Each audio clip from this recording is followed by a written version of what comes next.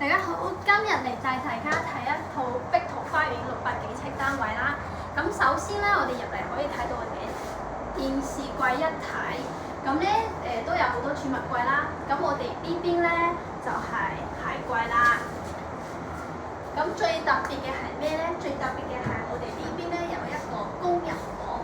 咁工人房咧就係上邊係床啦。咁下邊咧就係衣櫃啦，俾姐姐擺啲衫啊。咁我哋都有一個巴士門啦。咁嚟到呢度啦，就係我哋嘅開放式廚房，上吊櫃、下地櫃，呢邊係洗衣機，呢邊係雪櫃。咁嚟到呢度啦，我哋睇到係一個6人餐台啦，一家大細喺度食飯，舒舒服服。咁下邊咧就係呢個飾品櫃啦，咁擺啲紅酒啊都 OK 嘅。下邊係儲物櫃。咁嚟到呢度係一間兒童房啦，咁都係上床啦、下衣櫃啦，呢度都有窗台、有採光，咁兒童喺呢度讀下書啊都非常之舒服嘅。咁嚟到呢度啦，我哋係有做咗一個客廁，咁呢度就係乾濕分離啦，咁做咗一個鏡櫃、洗手盆，同埋咧馬桶、熱水器應有盡有。咁睇第二間房咯喎。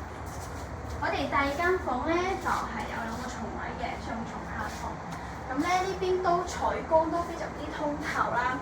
咁呢邊咧都係可以寫下字啊、讀書嘅工作台。呢邊咧就都係工作台啦，但係有一個書櫃啦。咁我哋呢邊櫃咧都做咗2個嘅，呢邊係一個櫃，咁呢邊都係一個櫃啦，非常之充足啦呢個儲物空間。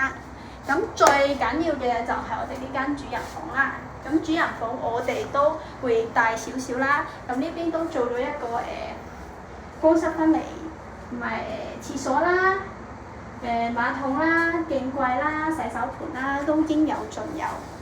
咁入嚟咧就可以睇到我哋主人房一個大窗台啦。咁呢個窗台咧連埋我哋呢個書台係一個 L 型啦。咁上邊都有一啲擺書嘅書櫃。